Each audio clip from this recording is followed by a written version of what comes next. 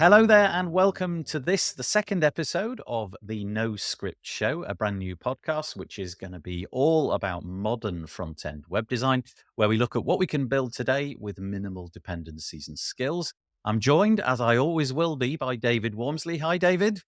Hello. As I said, this is the second episode. In the first episode, we just orientated you a little bit about who we are and what our background is.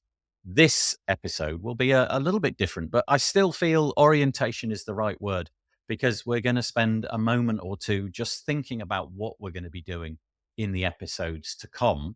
Like I said, we talked in the first episode about what prompted this show, and really that was all about the overwhelm in the things that are becoming, well, will be coming in the web platform in the near future.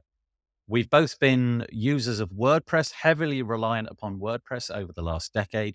And I think David got the intuition first that maybe we'd become a little bit de-skilled and there were things going on in the background, innovations happening, especially with browsers and what they're capable of.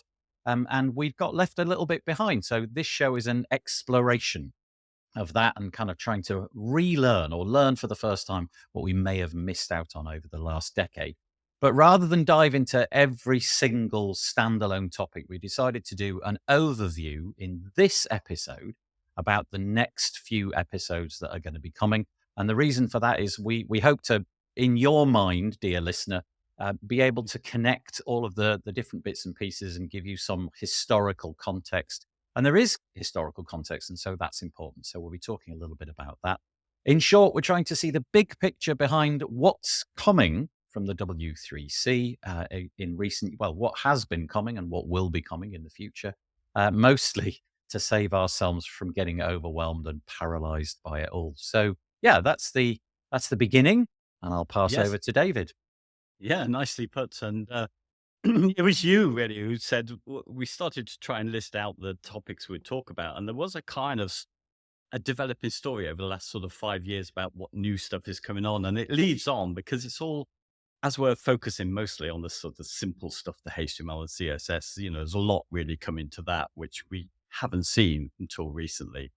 And it was me trying to explain why I've put them in a certain order. I realized that we were telling this the kind of history, weren't we, of what's coming, and Hmm. and it kind of gives you a sort of a philosophical sort of aspect to the whole thing. You can kind of see direction, and that if you bring up actually for those people watching on YouTube, the website, we have got sort of our talking points where we'll just chat first a little bit before we introduce the next episodes, a little bit about that problem that I know I have, or certainly suffered it recently, is knowing uh, what to learn next, who from, and the direction of that, getting some kind of perspective, if you like, on what I'm learning next. And so I thought, even if, so shall we start with the what to learn? So we have limited our choices for this show, haven't we? We Yeah. are just sticking with mostly with HTML and CSS, and we are, for that purpose, we are ignoring frameworks and platforms. So in theory, it should be a little bit easier. Say, if you're in WordPress, you've got a lot of builders possibly choose from and lots of different tools. If you're a JavaScript developer, you've got lots of different frameworks to choose from, all going in their own direction. In theory, what we're covering should be easy because it's HTML and CSS, but it isn't always that easy because I think there's lots of places where you can fall down different rabbit holes because the W3C tell you what is available, what browsers can do, but they don't necessarily tell you how you should do it. And Nathan, when you started learning, as we did in those early days, just trying to build with HTML and CSS, did you find there was lots of, even though you found experts then, that there was a lot of division between certain things that would be, I remember arguments about whether you should be coding everything up to be fixed or whether it should be fluent, you know? Yeah, there were definitely different debates going on at the time, but I feel that it's much more difficult if you're making a start now.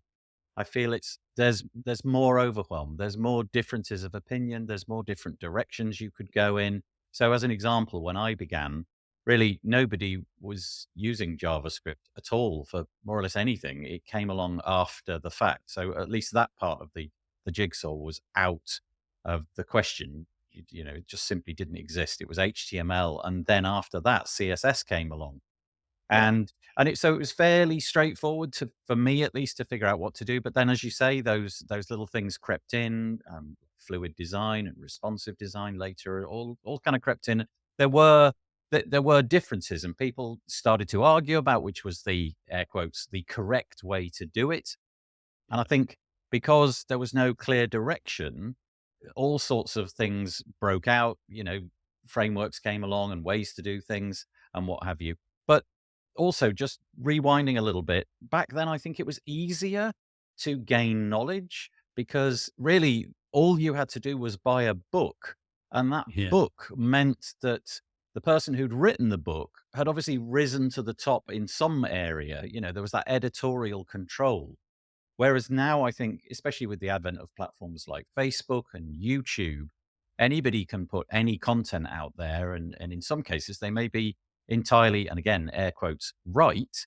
But also, they may be putting out just half the story or telling you things which really ultimately you don't want to be doing. So I think the endeavor here is just to reset a little bit. You've found a list of people that you trust, and you've got intuitions as to why you can trust them. But I do think Yeah. going back to the W3C is now a really good option, and I don't know if it's done a really great way of advertising itself, particularly as the source of authority, because it kind of feels like that's not what its purpose is. But that's what we're making this podcast about. Really, we're putting them, the W3C, right in the center, front and center, and all of the different things are being talked about in this podcast will be related to that. So yeah, it all got a Yeah. bit shattered. I think it's become Yes. more shattered. And your genius, I think, really about putting this podcast together was the idea that, well, let's just brush aside all those shattered bits and let's just concentrate on the bit in the middle, the W3C, and we will get into all of the nuts and the bolts, the CSS and the HTML and a whole range of other subjects. But today is more about what are we trying to learn, who are we trying to learn from, and if you're watching the screen, finding a direction and gaining some perspective. Yeah, and I think, what's really interesting is we just decided that we'll try and stick to people that are closest to the W3C, the people who are writing or who are in the working groups who are writing some of the spec, and those people who are, who also publish the books as well. I mean, I think interestingly, when we were doing it, people who were publishing the books still had different ideas. So, I mean, there was well-known books by people who told you how to code with tables, and then competing with that, there were other well-known books by people saying we need web standards and you need to Yeah, be using floats, and you still were stuck. But I think what's really interesting to me now, because I came out, a year ago, if you like, trying to relearn CSS, doing it through, as you mentioned, YouTube videos. And it didn't help me. And what helped me was starting to listen. And they're free online, most of them. The sort of conference talks that will be given by people in the working groups. People will be mentioning as we go through this. So Jen Simmons, Rachel Andrews, Miriam, Suzanne are all people that I look to. And there's people from, way back as well who are still doing things. Jeffrey Zeltman, Bruce yeah. Lawson, and yeah, Eric Meyer was probably the first person I ever came across as a name in CSS. They're still influencing today. So all those people who are very invested in the web platform and contribute in some ways, even if it's just through their blog writing, that influences the people in the working groups.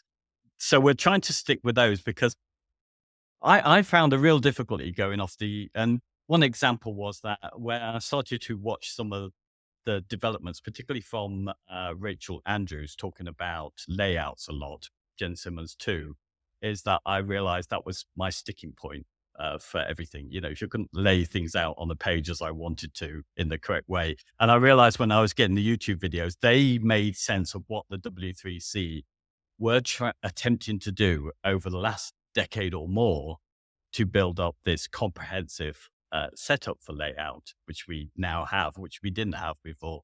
So yeah, so that's helped me find a direction, and that's really all we wanted to talk about. I think in the first place was the fact that for this show at least, and it's been the direction I've gone in, I've listened to these people who, if you like, reference the spec, the the platform. And in some ways, it's an you mentioned about there's not any marketing, and you just reminded me that there is an interesting thing going on at the moment. It's an aside that we may be seeing CSS4 come out soon. Now, Mm. no such thing exists in reality because for a long time, since the 90s, CSS and HTML don't have versions. But the problem is, out in the greater world, employers will still look for what was the last spec for that, CSS3. Yeah. And even though it's a bit of a nonsense, they're grouping, I mean, so much has happened since I think 1999 was when that came out, that they'll probably putting something together for um, just really for publicity, I think, and to help people who will hire people to do development to understand what knowledge they may have, because your knowledge from 1999 as a CSS person is probably not going to be too useful to anybody. So yeah, there is all of that, and I think see a move going on because we've had a decade of since React from Facebook, we've had a decade of JavaScript first, and the web platform is a HTML first with JavaScript coming later.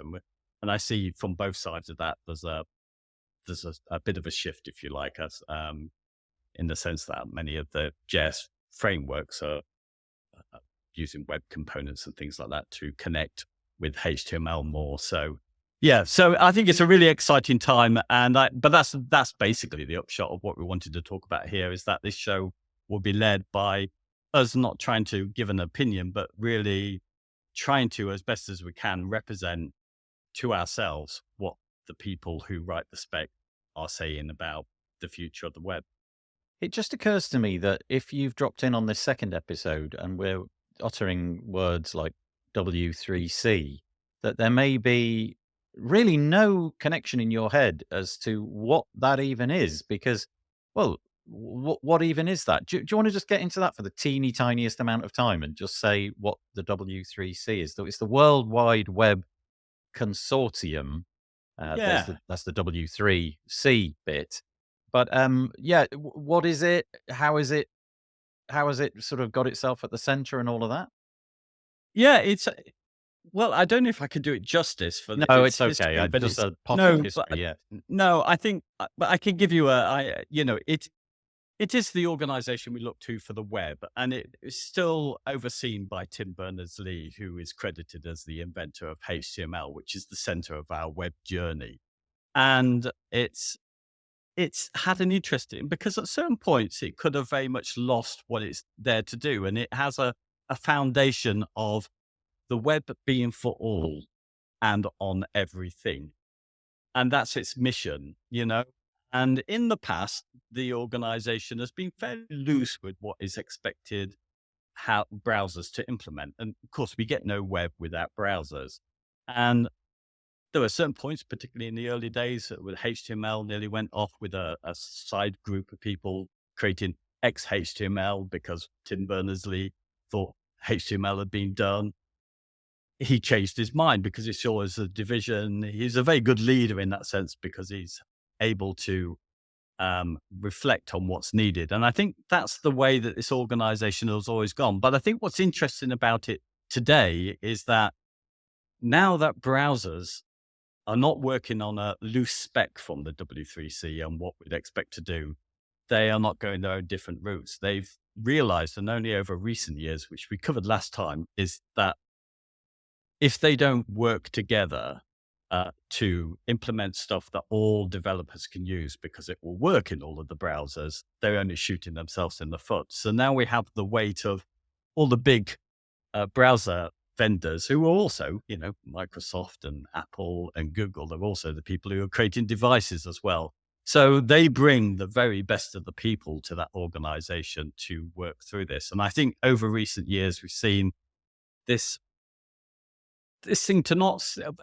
One example we used before was how we nearly went off a different direction, with Flash. It Yeah. was proprietary code, which could have only put in the shell of HTML.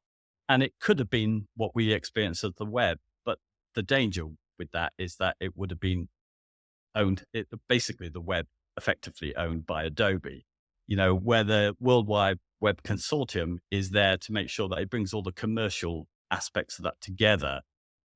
But because they've got the opportunity to criticize the other work, it doesn't go through unless everybody agrees in these working groups. So it's at the moment it's been working well, hasn't it? To see that the web is a platform that everybody can build on and be creative on, that will work for all and ideally on everything. That's the idea. The World Wide Web wants to make things that will suit the browsers of the future, or not even browsers, maybe a Siri type system where Mm, the web is read to us and images from a website are thrown up to us. Who knows? But yeah. that's, I guess, what they're charged with doing is thinking ahead, a system that's going to work, that developers can work together in the same direction on.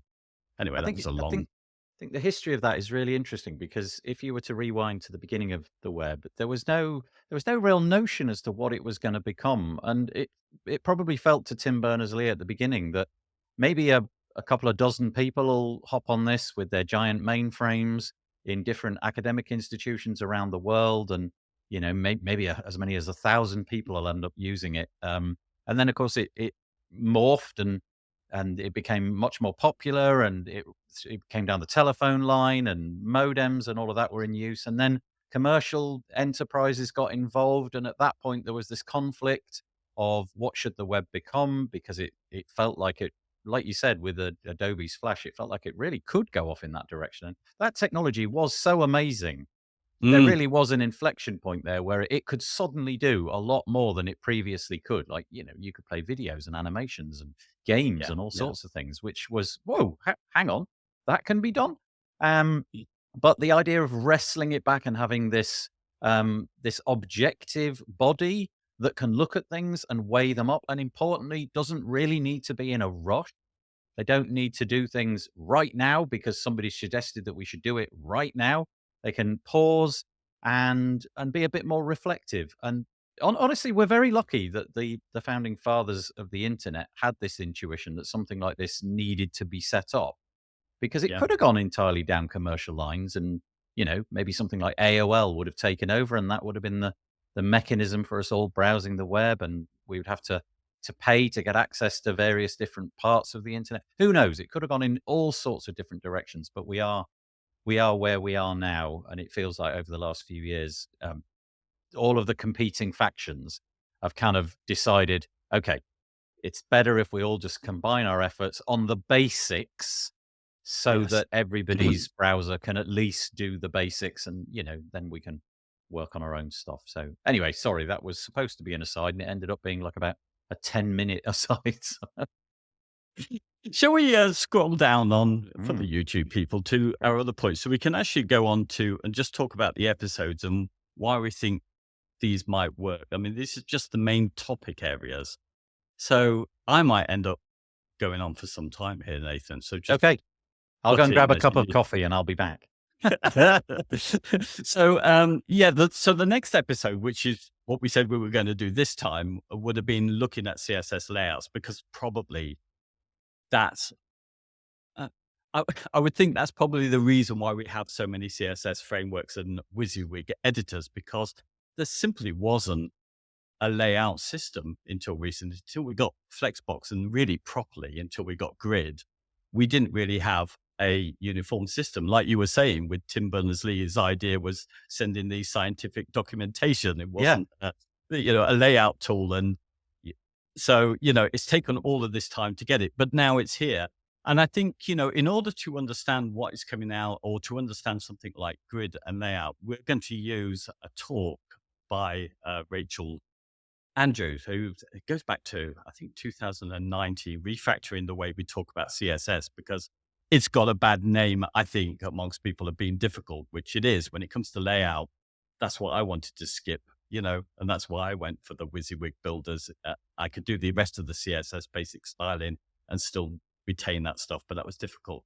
And I think why we'll talk about that on that one is because she does a really good job at explaining that there is actually a logical system. Where we think of CSS, we often think of something complex, difficult to use. And that's simply because we didn't have a layout system. We were using hacks all along the way, inappropriate properties to try and get the layouts we want to achieve. So people wrote different books about how you might want to do it and would disagree. Now there is actually a logical system where everything in the CSS is coming together. And for me, there was a real big breakthrough moment watching her talk. She didn't really emphasize it so much, but there is a thing called internationalization, an attempt to make the World Wide Web actually worldwide, to acknowledge that there are different directions for people writing. If you're Arabic, it is going from right to left rather than left to right.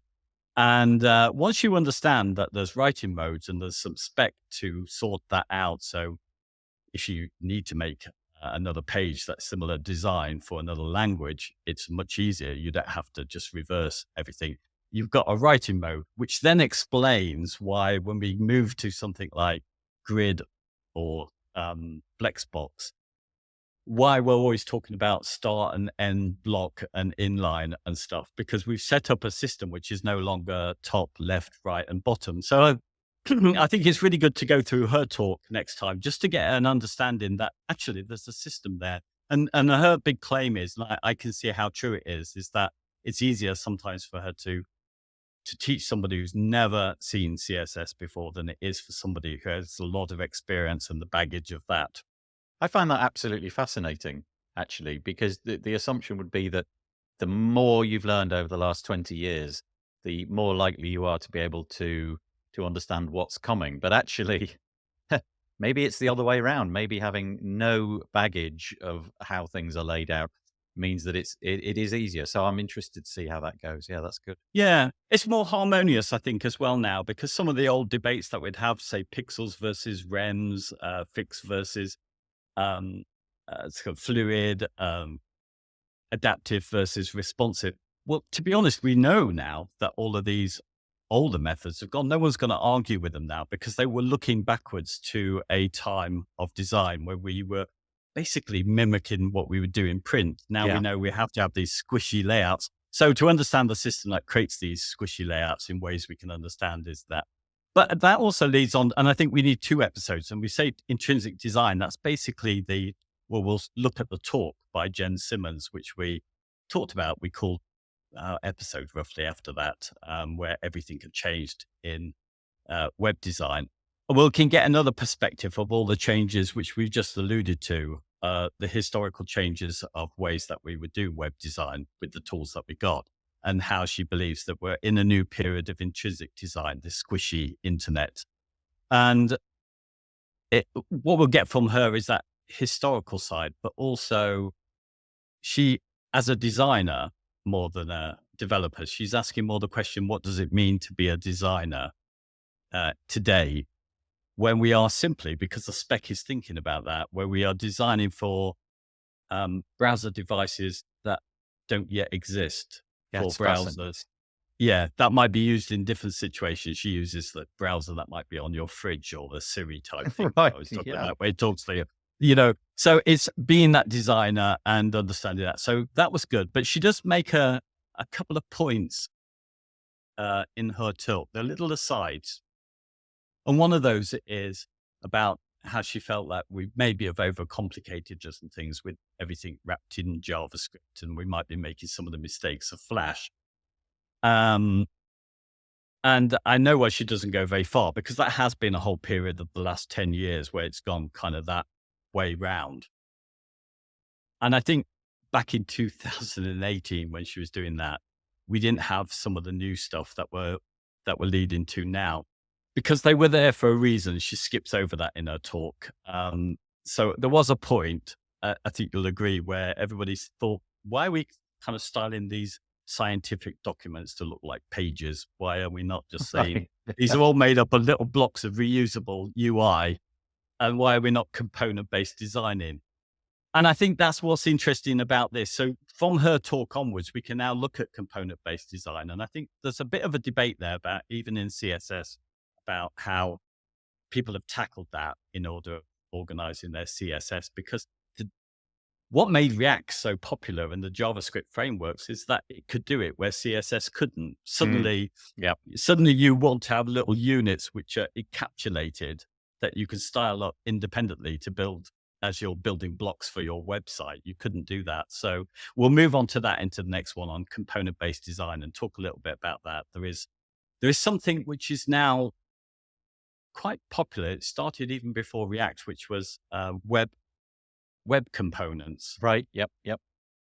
And you almost can't say that today, because when you say components, everybody simply thinks of JavaScript components, but actually, well, they still are to an extent, but this is something that's been building up in the W3C for some time. So we'll talk a little bit about that, and we might use it for all of these things. We'll try and add to our third guest, which is the website you're looking at. So maybe I'll do a video which will just look at some of the coding, which is borrowing from what Rachel Andrew is saying. And then when we come to components, maybe we will stick in our embedded video, Nathan, using a web component, which is just HTML with a little bit of JavaScript in there. Okay. Next episode. And then I think this is the biggest change that's happened just really at the end of 2023, really, when it's supported in all the major browsers. We have a thing called container queries. Yeah, this is big, isn't it? Yeah.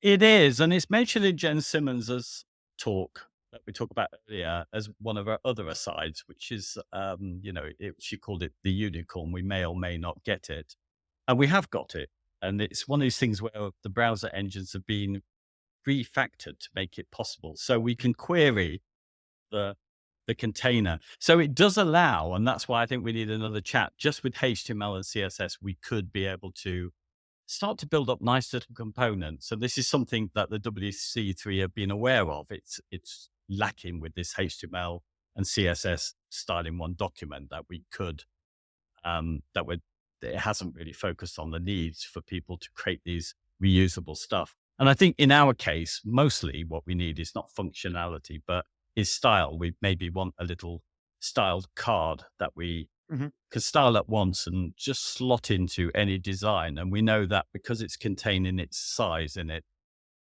it will respond appropriately to the design we put it in. So I'm talking a lot here, Nathan, but No, I mean, it's good. should I explain a little bit just about that? I think the example of a container query is the one that's used the most. Yeah, It's I the think stuff. I think that I think it might be good to just pause a moment there and just explain how it's different from what we've got now. So your card example is a good one. How would that work on, I don't know, a range of different devices? Yeah. So, where before you always had to take the viewport as with your media queries as the thing that would control the whole layout. So everything had to be styled for that. Where you can now take a component. So in your example of a card, let's say you've got a lot of space because in a certain thing, this card might need to be the full width of a screen or something.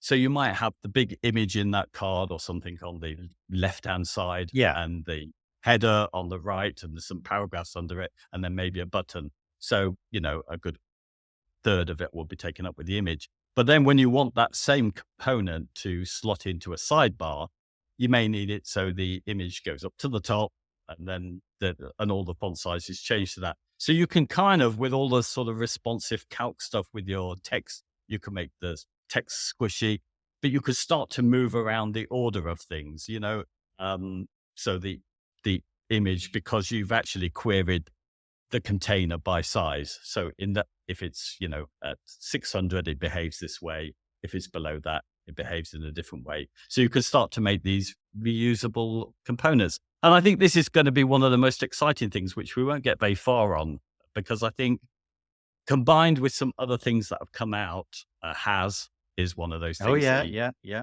yeah. It's the parent selector where Yep. you can select something that's in the card and have it behave differently. And later we should get container. We've got container queries, the size format at the moment. So we can change what's in that container based on its size.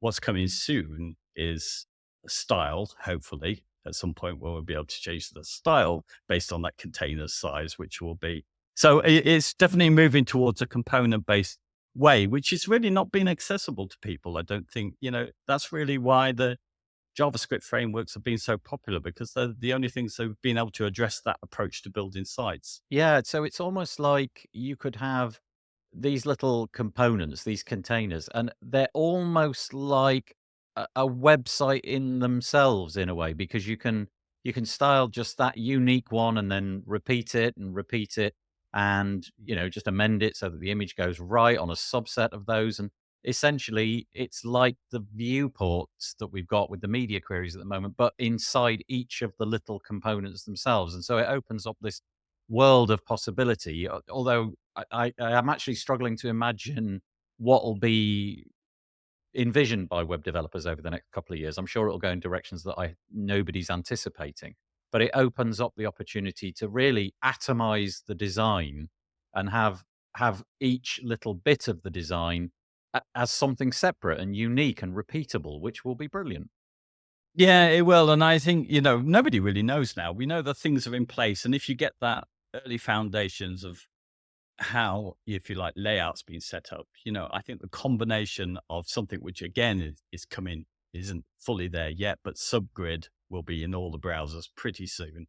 And subgrid with container queries at the moment will give so many options for component based styles and stuff. But I think the interesting thing we'll talk about as we go through these episodes is that there is a bit of a push and pull because, you know, we've all gone container mad and we think, oh, the building blocks, but is a website really the sum of its parts, Yeah, yeah, yeah. And against that, there's an argument about, and it's something that very much connects with me, this idea that we might want to write little CSS, and in a lot of case, there's only a few components we need, and it might be so much better as we can do now to use very little code to style our whole pages, our whole sites, right at the top of the document. So the cascade isn't dead, if you like, Yep, yep. in CSS.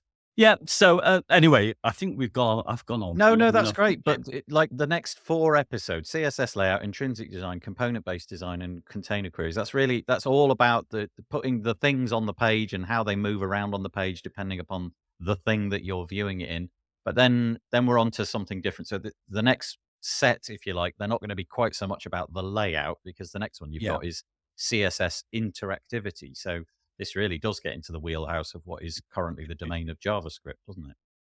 Yeah, I think for that episode, we'll end up breaking it into two Yeah. because we've got so many interesting stuff that's stuff that I think we'll use in our website as well when we bring it in as our third guest. I think one of the big wow things at the moment, only available in Chrome, but it should come to other browsers soon, will be a view transition, which gives Mhm. you a very app-like ability to sort of move to your next page as a smooth transition, instead of just, up to your next page.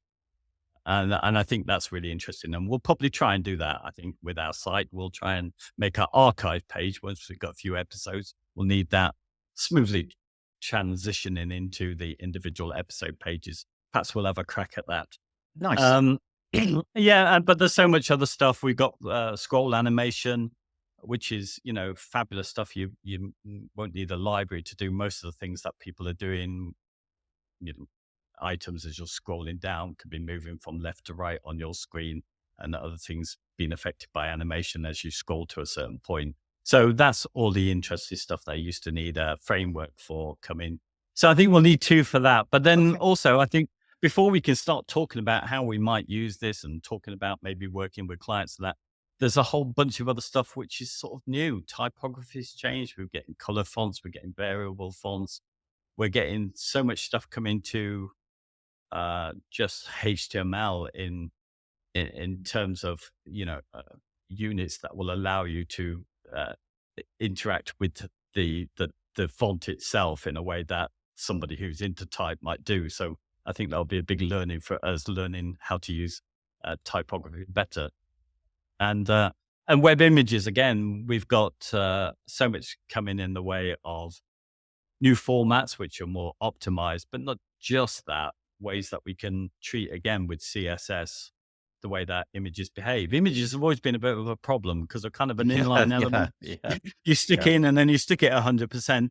And then, if you set its boundaries, with the width or the height, it's going to squidge in the wrong way. Well, we've now got things where you can kind of put a cover on it, and you can let you can let the available space change. So if you have something in the center of an image, you can be cutting off the sides of that image as it's moving more squishy. So there's a lot of stuff in the CSS to play around with the images and colors. Oh, wow. I mean, I don't know where to start on that one. We've got new Yeah. color functions and palettes and stuff. Yeah. So, you know, once we just had hex values and RGB, but now we've got a whole range of new stuff and a new way of working with color. And finally, and I think this is where we're going with a lot of this spec that's already out there is based on user preferences. And my guess would be, and that's why I think we need to cover it, is that this is the influence of um, the browser vendors Yep. in the W3C and the fact that they also produce um, devices. I see a much more of an encouragement of people to choose their own experience of the web. So we're seeing things coming in where we can set up the user preferences for somebody who wants dark mode. I think that's going to become common practice. So you can choose your light or dark. And you can see Apple's very much promoting that. I was very surprised with the first site I did that had dark mode to see just how many people came in because it's not the default. Um, and we've got things like motion as well. Yep. So you can restrict, so you don't have to, you can be experimental with your motion. But if somebody set their device up to say, I don't like motion, please make it stop, you can code things up so you don't offend those people. And it's already actually in our site. If you go to the scroll up button on our site, there's a little thing, I've just put it in there, but it's actually behind a motion control. So if you set your device to say, I don't like motion, it'll just go straight up to the top. So Great for accessibility. yeah, it's that kind of stuff. And, Yeah. there are a lot of things. And, the idea of themes that you might create. So a lot of people want high contrast. And another big thing that we forget again with a lot of, I think where the web's gone is to make sure that it really is worldwide. So people are very conscious about, so you've got one where you can, if you have a preference for less data, you can, as a designer, then say, okay, this person doesn't want to use up their data. It costs them much more money on their phone. You could say, okay, I'm not going to send them this image. I'm not going to load a font in. They can have the system font. You can choose those kind of things. So I think we're going to see a lot more in that direction. And I think I think we're viewing the web as very differently, not this sort of image we used to have, which is now this squishy thing that will fit into any device to whatever a user's preference is. If they want it to not to display so much color, if they want it dark or light. And I think that's where designers are going. And I think that's where all of the stuff that's coming out from the W3C is kind of leading us to that way. It'll be really interesting to see.